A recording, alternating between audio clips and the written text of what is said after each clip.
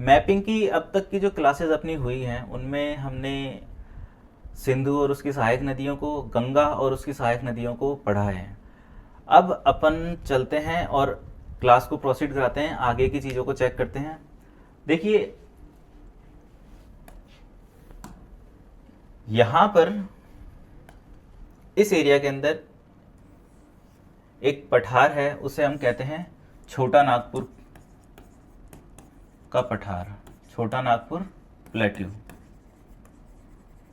ठीक है, छोटा नागपुर प्लेट्यू जो है इसके, ये बेसिकली किन किन स्टेट्स में फैला हुआ है? सबसे सिंपल क्वेश्चन इससे यही आ सकता है। पहली चीज, ये सबसे ज्यादा तो ये झारखंड के अंदर है, उसके बाद में थोड़ा बहुत बिहार में है, कुछ इसका हिस्सा उड़ीसा में है, कुछ इसका हिस्सा छत्तीसगढ़ के अंदर है और कुछ है इसका हिस्सा पश्चिम बंगाल के अंदर। तो ये 5 राज्य हैं जिनके अंदर छोटा नागपुर का पठार फैला हुआ है। क्लियर? अब देखिए छोटा नागपुर का जो पठार है उसका जो उत्तर पश्चिमी शोर है, यहां पर नॉर्थ वेस्टर्न जो इसका एरिया है, यहां पर जो माउंटेन देखने को मिलता है उसका नाम है पलामू, पलामू हिल्स। ठीक है, पलामू पर्वत। यहां पर हमें देखने को मिलता है हजारीबाग, हजारीबाग का पठार। इसके थोड़ा और ऊपर चलते हैं तो हमें रांची का पठार देखने को मिलता है। यहां पे देखते हैं तो हमें राजमहल हिल्स देखने को मिलती हैं। छत्तीसगढ़ में चलते हैं तो हम रामगढ़ हिल्स देखने को मिलती हैं। ठीक है, रामगढ़ हिल्स कहां पर है ये? छत्तीसगढ़ के अंदर। ठीक है, अब देखिए यहां पर झारखंड के अंदर एक जगह है, उसका नाम है पारसनाथ। पारसनाथ, पारसनाथ छोटा नागपुर प्लेट्यू का सबसे हाईएस्ट पॉइंट है, मतलब कि जो उसका उच्चतम शिखर है वो है पारसनाथ। कहां पर है ये झारखंड के अंदर है। क्लियर? अब एक चीज देखिए कि यहां पर हम छोटा नागपुर प्लेट्यू चेक कर रहे हैं, यहां पर पलामू है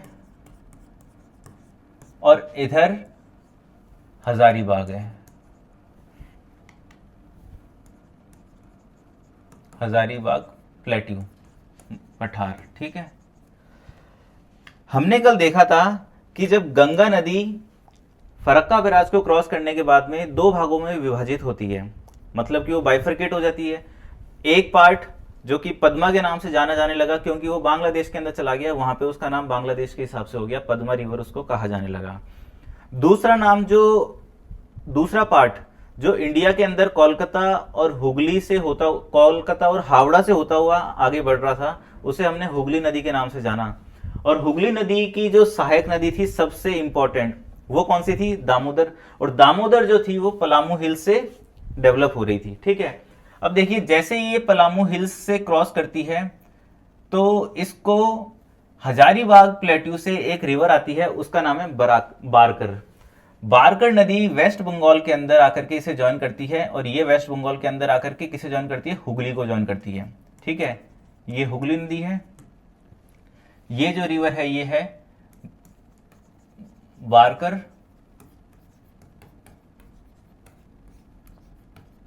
और ये नदी है जिसे हम कल स्टडी कर रहे थे, दामोदर। ठीक है, दामोदर नदी की एक सहायक नदी और बनती है यहां से, उसका नाम है कोयना। अब देखिए जो बारकर नदी है, बारकर नदी झारखंड से पैदा होती है और वेस्ट बंगाल में जाकर के ये दामोदर में मिलती है, मगर इससे रिलेटेड 2, एक तो रानीगंज और एक झरिया। ठीक है, झारिया और एक है रानीगंज। ये 2 क्या है? ये कोयले की खदानें हैं जो इंपॉर्टेंट हैं काफी, और ये दोनों के दोनों कोयले की खदानें कहां पर हैं? झारखंड के अंदर हैं। किस नदी से संबंधित है? बारकर नदी से संबंधित है।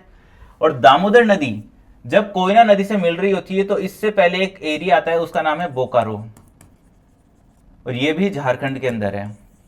ठीक है, तो बोकारो जो है यहां पे भी कोल फील्ड्स हैं, कोयले की खदानें हैं, और वो दामोदर नदी से रिलेटेड हैं। क्लियर है? अब एक चीज देखिए कि दामोदर, कि छोटा नागपुर प्लेट्यू के नॉर्थ साइड से एक रिवर सिस्टम चल रहा है और वो रिवर सिस्टम हुगली नदी के अंदर जाकर के मिल जाता है। इसके साउथ के अंदर भी, साउथ के अंदर दो नदियां हैं वो निकलती हैं। कौन सी हैं वो देखते हैं अपन। जैसे ये अपना छोटा नागपुर प्लेट्यू है, एक तो आती है उसका नाम है साउथ कोयल, ठीक है। दूसरी आती है उसका नाम है शंख। शंख, ये दो नदियां झारखंड के छोटा नागपुर प्लेट्यू से के दक्षिणी छोर से निकलती हैं और निकलने के बाद में शंख जो है पहले झारखंड से छत्तीसगढ़ के अंदर ट्रेवल करती है, फिर वापस वो झारखंड के अंदर आती है और फिर वो उड़ीसा के अंदर जाती है, ठीक है। तो इस तरीके से ये उड़ीसा के अंदर फ्लो कर रही है, पहुंचती है। और साउथ कोयल जो है ये झारखंड से डायरेक्ट उड़ीसा के अंदर आती है और उड़ीसा के अंदर आने के बाद में ये दोनों नदियां एक दूसरे को ज्वाइन कर लेती हैं। ज्वाइन करने के बाद में ये जिस नाम से जानी जाती हैं वो नाम है ब्रह्माणी। ब्रह्माणी, ठीक है। ब्रह्माणी नदी कौन सी है? जो साउथ कोयल और शंख के मिलने से बनती है, उड़ीसा के अंदर बहती है। और इसी के थोड़ा सा उत्तर पूर्वी हिस्से से अगर अपन देखें तो यहां से एक और नदी आ रही होती है, उसका नाम है बैतरणी। बैतरणी नदी, ठीक है। ये दोनों ही नदियां आपसी में मिलती तो नहीं है। जैसा कि हमने मैपिंग की फर्स्ट क्लास में एक चीज चेक करी थी कि कोई भी रिवर जब स्टार्ट करती है तो उस हिस्से को हम बोलते हैं उसका उद्गम, उद्गम स्थल। और वो रिवर जब किसी वाटर बॉडी के अंदर अपने आप को ड्रेन करती है तो उसे हम कहते हैं उसका माउथ, या फिर हिंदी में मुहाना। ये चीज हमने फर्स्ट क्लास में देखी थी। तो ब्राह्मणी और बैतरणी नदी के सहारे जो तट है वो है बंगाल की खाड़ी, क्योंकि ये अब उड़ीसा के अंदर ऑलरेडी फ्लो कर रही है और उड़ीसा है वो तटीय क्षेत्र में आता है। यहां पर ये दोनों नदियां एक कॉमन मुहाना बनाती हैं, ये आपस में मिलती नहीं है। ये दोनों नदियां एक कॉमन मुहाना मतलब कि एक कॉमन माउथ बनाती है और ये माउथ दोनों के दोनों इस माउथ में ड्रेन करने के बाद में यहां से जो चीज निकलती है वो जाकर के बंगाल की खाड़ी के अंदर गिरती है, ठीक है। तो ब्राह्मणी और बैतरणी अगर इसे हम मैप पे चेक करें तो कुछ यहां पर है, ये इस तरीके से और ऐसा करके, और ये यहां से ऐसे गिरती हैं। क्लियर है? हमने अभी देखा दामोदर, दामोदर की सहायक नदियां ब्राह्मणी और बैतरणी, ये नदियां। अब एक चीज और अपन देखते हैं कि गंगा जब इस तरह से चल रही थी तब वो फरक्का बैराज के पास में वो दो पार्ट में डिवाइड हो गई, ठीक है। ये हुगली और ये पद्मा, पद्मा रिवर। अब यहां से एक रिवर आई और उसका नाम था जमुना। ये दोनों रिवर्स जब आपस में कंबाइन हो गई, कंबाइन होने के बाद में इन दोनों को नए नाम से जाना जाने लगा और वो था मेघना, ठीक है। और मेघना जो नदी है ये बंगाल की खाड़ी के अंदर सुंदरबन के पास में डेल्टास बनाती है और बंगाल की खाड़ी के अंदर ये मिल जाती है, ठीक है। पद्मा मतलब कि जिस तरीके से गंगा है वैसे ही जमुना जो है वो ब्रह्मपुत्र नदी है। अब देखिए ये पूरा जो सीन चल रहा है, ये पूरा सीन चल रहा है, ये चल रहा है बांग्लादेश के अंदर, ठीक है। अब जब बांग्लादेश के अंदर ये सारा काम हो रहा है तो इसके जस्ट ऊपर यहां पे सिक्किम देखने को मिलता है, क्लियर। सिक्किम, ये पूरा जो एरिया है ये भूटान है, इससे अपन थोड़ा नीचे कर लेते हैं। ये एरिया भूटान है और यहां से अरुणाचल प्रदेश, और इस तरीके से हम देखते हैं कि ये कुछ इस तरह की बाउंड्री बनती है, क्लियर। ये रिवर ऐसे नहीं है,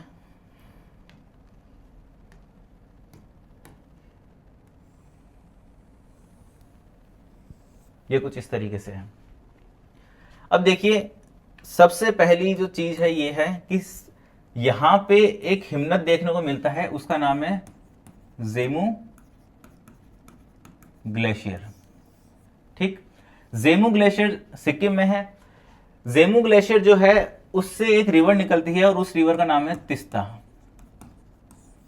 और जेमू ग्लेशियर के नीचे, जस्ट नीचे एक लेक देखने को मिलती है, वो है सोलामो लेक। सोलामो लेक जो है वो तिस्ता रिवर का प्राइमरी सोर्स है मतलब कि सोलामो झील है उसका जो पानी है वो तीस्ता के लिए ज्यादा इंपॉर्टेंट है। उसके बाद में जेमू ग्लेशियर जो है वो एक सेकेंडरी सोर्स है, ठीक है। तो ये दोनों ही सोर्सेज सिक्किम में हैं और दोनों ही कभी कभी इंटरचेंजेबली पूछ लिए जाते हैं। जेमू ग्लेशियर से तीस्ता जब निकलती है तब ये ब्रह्मपुत्र को ज्वाइन करने, ये जमुना को ज्वाइन करती है, मतलब ब्रह्मपुत्र को करती है मगर ये बांग्लादेश के अंदर ब्रह्मपुत्र को ज्वाइन करती है। क्लियर है, निकलती इंडिया से है और बांग्लादेश में जाके ज्वाइन करती है। फिर भूटान के अंदर से ही एक रिवर आती है, उसका नाम है संकोस। क्या नाम है इस रिवर का? संकोस रिवर। कभी कभी एस एच भी हो जाता है, कभी एस भी लिख देते हैं। अब ये रिवर यूनिक क्यों है? क्योंकि ये रिवर यहां से जब वेस्ट बंगाल चल रहा होता है तो वेस्ट बंगाल की बाउंड्री और यहां पे आसाम की बाउंड्री, तो ये रिवर जो है नेचुरल बाउंड्री बनाती है किस किस के बीच में? वेस्ट बंगाल और आसाम के बीच में, मतलब पश्चिम बंगाल और आसाम के बीच में ये एक बाउंड्री बनाती है। फिर ये आसाम के अंदर जाकर के ही ब्रह्मपुत्र को ज्वाइन करती है, ठीक है। जैसे कि हमने देखा था कि यमुना रिवर थी, यमुना रिवर ने किस किस के बीच में? हिमाचल प्रदेश और उत्तराखंड के बीच में बाउंड्री बनाई। फिर आगे चल के इसी रिवर ने हरियाणा और उत्तर प्रदेश के अंदर बाउंड्री बनाई। उसी तरीके से संकोस ने भी वेस्ट बंगाल और असम के बीच में एक बाउंड्री बनाई। बाउंड्री बनाने के बाद में इसने ब्रह्मपुत्र को ज्वाइन करा। फिर अपन और ईस्ट की तरफ चलें तो यहां से भूटान से एक और नदी आती है और उस नदी का नाम है मानस, ठीक है, मानस रिवर। मानस रिवर ने ब्रह्मपुत्र को ज्वाइन किया। ब्रह्मपुत्र को ज्वाइन करने के बाद में अब जैसे ये ब्रह्मपुत्र है, ठीक, तीस्ता बांग्लादेश में ज्वाइन कर रही है, संकोस आसाम के अंदर ज्वाइन कर रही है, मानस आसाम में ज्वाइन कर रही है। अब यहाँ पे एक पहाड़ी क्षेत्र है जो बेसिकली उससे एक नदी निकलती है, उसका नाम है कपिली, ठीक, क्या नाम है उसका? और इस माउंटेन रेंज का नाम है बरेल। ये नदी बरेल रेंज के आसाम वाले हिस्से से निकलती है और आसाम वाले हिस्से से पहले ये मेघालय में जाती है। मेघालय में जाने के बाद में ये वापस आसाम में जाती है और उसके बाद में ये ब्रह्मपुत्र को ज्वाइन करती है, ठीक है। बरेल रेंज जो है ये बेसिकली इंडिया के आसाम, नागालैंड, मणिपुर और थोड़ा बहुत हिस्सा इसका मिजोरम में भी, मेघालय में भी आता है। तो ये 4 स्टेट्स हैं जिन स्टेट्स के अंदर बरेल रेंज का विस्तार है, ठीक है। बरेल रेंज से कौन सी नदी निकलती है? वो कोपिली निकलती है। कोपिली नदी मानस नदी के मिलने से पहले वाली नदी है। अब देखिए आप, जैसे कि हम इस डायरेक्शन में फ्लो कर रहे हैं तो ऐसे भी कह सकते हैं कि ये तीनों रिवर नॉर्थ साइड में ज्वाइन कर रही हैं, या फिर हम ये भी कह सकते हैं कि ये तीनों रिवर इसके राइट हैंड साइड पे या फिर इसके दाहिने हाथ पे इस रिवर को ज्वाइन कर रही हैं, ठीक है। तो ये बाइना हाथ हो गया या फिर लेफ्ट हैंड हो गया, या फिर ब्रह्मपुत्र इसका मेन एक्सटेंशन वेस्ट और ईस्ट में देखने को मिलता है, तो यहां पे अपन इसको साउथवर्ड डायरेक्शन भी कह सकते हैं। क्लियर है? अब कोपिली नदी जब यहां पे मिलती है तो इसके नॉर्थ से एक नदी आती है और उस नदी का नाम है कामेंग। ये नदी अरुणाचल प्रदेश से फ्लो करती है, मतलब अरुणाचल प्रदेश से इसका उद्गम देखा जाता है। कैसे? जैसे कि ये जो एरिया है यहां पर एक पीक देखने को मिलता है जिसका नाम है कांगतू, ठीक है। कांगतू पीक जो है ये ग्रेटर हिमालय में पड़ता है और ये अरुणाचल प्रदेश का हाईएस्ट पीक है। इसके बाद में एक जगह देखने को मिलती है तवांग, ठीक। तवांग के पास में होती हुई ये रिवर फ्लो करती है और ये ब्रह्मपुत्र को कहां ज्वाइन करती है? आसाम के अंदर ज्वाइन करती है। जब ये अरुणाचल प्रदेश में होती है तब कामेंग रिवर जैसे ही तवांग से फ्लो करती है तो इसके इस पर्टिकुलर रिवर के ईस्टर्न पॉइंट पे, मतलब कि पूर्वी शोर पे एक पर्वत श्रृंखला देखने को मिलती है जिसका नाम है डाफला, ठीक है, डाफला हिल्स। मतलब कि अगर आप यहां देखें तो यहां पे हिल्स हैं और वो है Dafla hills. Dafla hills Kameng river से रिलेटेड है, और ये यहाँ पे आके आसाम के अंदर कामेंग रिवर ब्रह्मपुत्र को ज्वाइन करती है। ठीक है, अब जब डाफला हिल्स को क्रॉस करती है, क्रॉस करने के बाद में कामेंग रिवर जो है, डाफला रिवर इसको क्रॉस करने के बाद में कामेंग रिवर का कुछ और भी एक फैक्ट है, वो भी अपन देख लेते हैं। कामेंग रिवर ये डाफला को के बगल से निकलती है, यहां से निकलती है। इसके बाद में पापके टाइगर रिजर्व, ये कहां पर है? अरुणाचल के अंदर है। Okay, पापके tiger reserve Arunachal Pradesh में है, और कामेंग रिवर जो है वो उसके पश्चिमी शोर से निकलती है। फिर दूसरी आती है eagle nest wild life sanctuary. ये रिवर इसकी भी बाउंड्री तय करती है, और इसके ये पूर्वी शोर से होकर के गुजरती है, और ये वाइल्ड लाइफ सेंचुरी भी कहां पर है? अरुणाचल प्रदेश में है। ठीक है, उसके बाद में ये रिवर आसाम में एंटर करती है। आसाम में एंटर करने के बाद में ये ब्रह्मपुत्र को ज्वाइन कर लेती है। क्लियर? अब इसके बाद में एक जो और रिवर है वो ये है कि यहां से तिब्बत में कहीं से एक रिवर आती है, और वो है सुबनसिरी। ये रिवर थोड़ी इंपॉर्टेंट है कि ये रिवर इस तरीके से फ्लो कर रही होती है, और यहां से ब्रह्मपुत्र फ्लो करती है। ये जब इसे काटती है तो यहां पे एक आइलैंड बन जाता है। ठीक, देखिए तिब्बत के अंदर कोई एक सिंगल सोर्स है नहीं, कई सारे ग्लेशियर्स का पानी मिलता है, तब जाके सुबनसिरी रिवर का फॉर्मेशन होता है। सुबनसिरी, ठीक है। अब ये सुबनसिरी नदी जो है, ये पहले तो अरुणाचल प्रदेश में जब ये फ्लो करती है तो यहां पे अभोर हिल्स और यहां पर मिरी हिल्स, ठीक है। ये दोनों हिल्स के बीच में से ये रिवर फ्लो करती है। फ्लो करने के बाद में आसाम के अंदर आके ये ज्वाइन करती है। जब ये ज्वाइन करती है तो ब्रह्मपुत्र रिवर के ऊपर जो नदी का जो टापू है वर्ल्ड का सबसे बड़ा, जिसे मजूली आइलैंड कहते हैं, वो इस रिवर के कॉन्फ्लुएंस, मतलब कि सुबनसिरी और ब्रह्मपुत्र के मिलने से बनता है। इन दोनों के कॉन्फ्लुएंस के ऊपर है वो, ठीक है। अब इसके बाद में हम चेक करते हैं हमने कौन कौन सी रिवर देखी ब्रह्मपुत्र की। बेसिकली पहली तिस्ता, उसके बाद में यहां पे मानस, यहां पे कपिली, फिर यहां पे कामेंग, यहां से सुबनसिरी, ठीक है। अब देखिए सुबनसिरी, कामेंग, मानस, संकोच और कपिली, यहां से आती है एक धनसिरी, ठीक। धनसिरी जो है वो नागालैंड से स्टार्ट होती है, फिर आसाम को क्रॉस करते हुए नागालैंड से आसाम, और आसाम के अंदर ही वो ब्रह्मपुत्र में मिल जाती है। अब जब ये रिवर ब्रह्मपुत्र है, ये जब अपन ने देखा था कि यहाँ पे मानसरोवर लेक थी, इधर बोखरचू था, यहाँ से इंडस निकली थी, इधर राक्षस ताल था, यहाँ से सतलज निकली थी, तो यहीं से कहीं से एक और रिवर निकलती है, और वो रिवर ऐसे फ्लो करते हुए एक यू टर्न लेती है, और यहां पर एक जगह है, इसका नाम है नामचा बरवा, ठीक। नामचा बरवा के पास में ये हेयर पिन बैंड लेती है और ये इंडिया के अंदर एंटर होती है। ये है आसाम की बाउंड्री।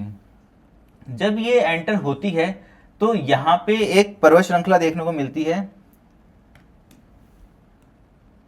इस पर्वत श्रृंखला का नाम है मिसमी हिल्स। अब देखिए अरुणाचल प्रदेश है, मतलब कि इस वाले बेल्ट में चाइना है, इस वाली जगह पे म्यांमार है। इसका मतलब मिसमी हिल्स जो है वो 3 देशों की बाउंड्री बनाती है, चाइना, म्यांमार और इंडिया खुद। मिसमी हिल्स से ये क्रॉस करती है, तो मिसमी हिल्स से एक रिवर आती है और उस रिवर का नाम है देबांग,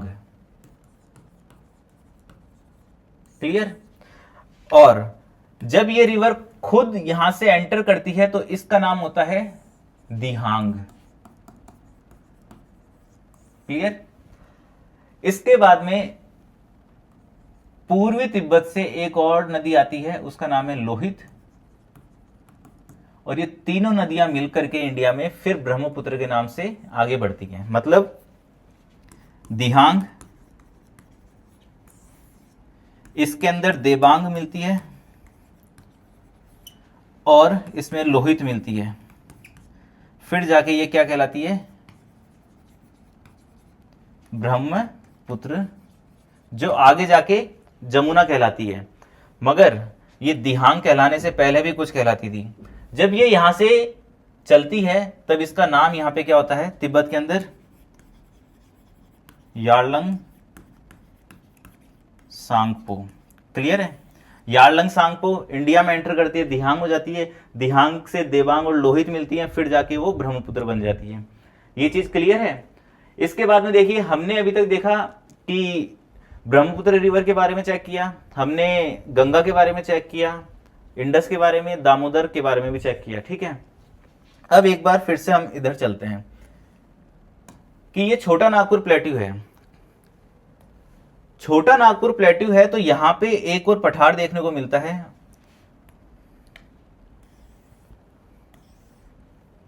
ऐसे देखिए कि इस बेल्ट को अपन छोटा नागपुर प्लेट्यू के तौर पे कंसीडर कर रहे हैं। यहां पे एक जगह देखने को मिलती है और उसका नाम है बघेलखंड। बघेलखंड, बघेलखंड एक प्लेट्यू है, पठार है। ये प्लेट्यू बेसिकली विंध्या रेंज को छोटा नागपुर प्लेट्यू से अलग करता है, और ये प्लेट्यू खुद विंध्या रेंज का पूर्वी शोर भी माना जाता है। क्लियर है? तो अब हम एक बार देखते हैं विंध्या रेंज, सतपुड़ा रेंज, इन दो रेंज के बारे में और चेक करते हैं, ताकि हमें नर्मदा और तापी रिवर को पढ़ने में आसानी हो जाए। और एक बार सोन नदी को और डिस्कस कर लेते हैं। क्लियर? तो इससे पहले आप ऐसे देखिए, गुजरात में यहां पे कहीं से एक जगह आती है, उसका नाम है राजपीपला, और बिहार के अंदर एक जगह है, उसका नाम है सासाराम। ठीक है, इस जगह का नाम है राजपीपला। कहां पे? गुजरात में। यहां से लेकर के बिहार तक जो पर्वत श्रृंखला चलती है, उस पर्वत श्रृंखला का नाम है Vindhya range. Clear? Vindhya range जो है, गुजरात के बाद में मध्य प्रदेश, मध्य प्रदेश के बाद में छत्तीसगढ़ और यूपी, उसके बाद में वो एंटर करती है बिहार के अंदर। ये 5 राज्य हैं, जिन 5 राज्यों से विंध्या रेंज आगे बढ़, विंध्या रेंज जो है फ्लो करती है, उनमें पाई जाती है। विंध्या रेंज के भांदर प्लेट्यू, इस जगह पे जो प्लेट्यू है वो है भांदर। इस भांदर प्लेट्यू पे विंध्या पर्वत श्रृंखला का जो हाईएस्ट पॉइंट है वो देखने को मिलता है, और उसे हम कहते हैं सद्भावना शिखर, या उसका नाम है दूसरा गुडविल पीक, या फिर सद्भावना शिखर। क्लियर? अब देखिए सद्भावना शिखर, सद्भावना शिखर के अगर अपन थोड़ा और नॉर्थ में चलने की कोशिश करें तो यहां पे हमें देखने को मिलेगा बुंदेलखंड का प्लेट्यू।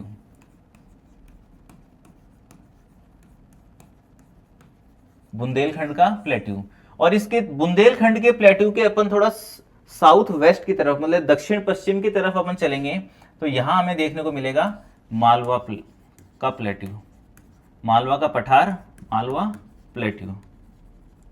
क्लियर? मालवा प्लेट्यू जो है ये बेसिकली राजस्थान,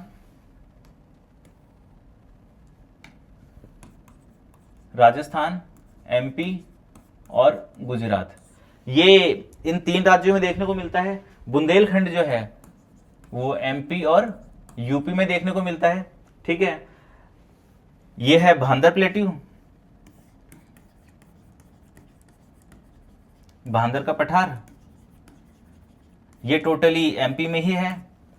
इसके बाद में यहां पर इस जगह पे आती है पन्ना हिल्स, यहां पर आती है कैमूर हिल्स, और यहां पर कहीं पर आती है सोनपर। ठीक है, ये जो एरिया है, मतलब यहां तक का तो नहीं है, आप इस एरिया को देखिए, इस एरिया को, ये जो एरिया है ये है बघेलखंड। बघेलखंड के अंदर कैमूर हिल्स भी आती है, बघेलखंड प्लेट्यू के अंदर सोनपार हिल्स भी आती हैं, और यहां से छोटा नागपुर प्लेट्यू जो है वो अलग होना शुरू होता है। मैप में थोड़ी स्केल गड़बड़ हो सकती है, मगर ये जो एरिया है ये एरिया बघेलखंड, और यहां से एरिया जो चालू होता है, जैसे कि इसकी बाउंड्री और ऐसे ले ले तो यहां से अपना छोटा नागपुर प्लेट्यू चालू होता है। क्लियर है? अब देखिए यहां पर सोनपार हिल्स, इधर जो साउथ के अंदर, इसको थोड़ा अलग ही बना लेते हैं,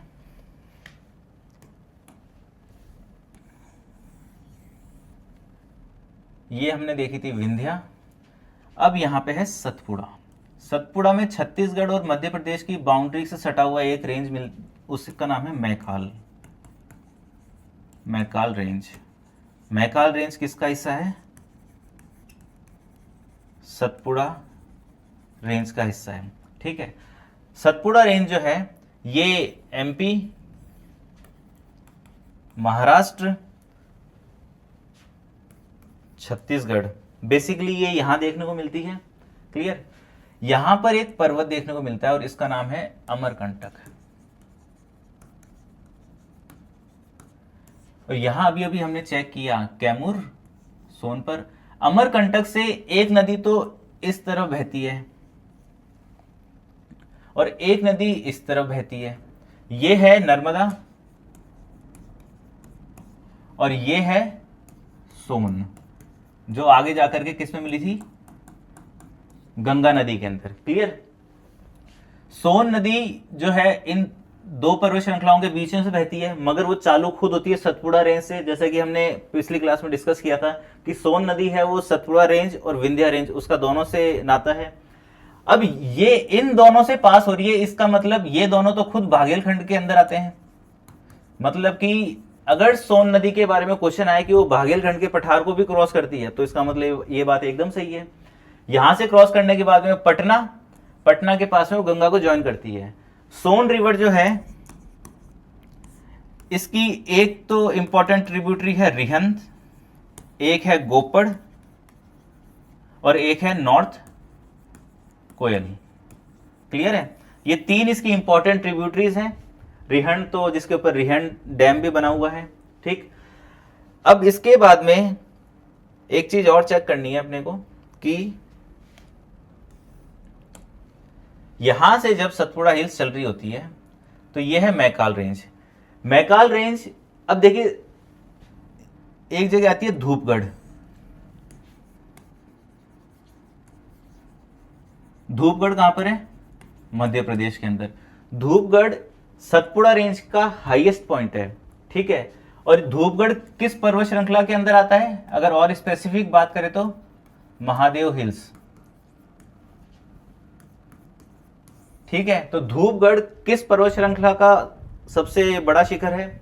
अगर बहुत स्पेसिफिक बात आए तो महादेव हिल्स। महादेव हिल्स खुद एमपी के अंदर है, और थोड़ा ब्रॉड तरीके से पूछे तो सतपुड़ा। ठीक है, अब इसके बाद में यहां से आता है एक पठार, उसका नाम है बेतुल। बेतुल प्लेट्यू।